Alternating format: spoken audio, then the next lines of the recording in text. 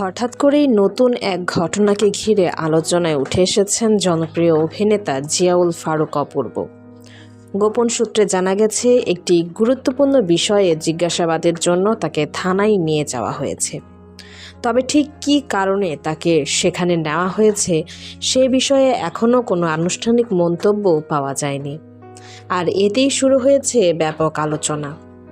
গোপন সূত্রের দাবি, বিষয়টি কয়েকদিন ধরেই সংশ্লিষ্টদের নজরদারিতে ছিল। তবে এটি কোনো অপরাধমূলক অভিযোগ নাকি শুধুই তথ্য যাচাইয়ের অংশ সে বিষয়ে নিশ্চিত হওয়া যায়নি।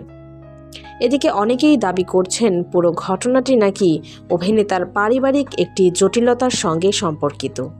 আবার অন্যদের মতে সামাজিক মাধ্যমে বিষয়টি নিয়ে অতিরঞ্জিত তথ্য ছড়ানো হচ্ছে।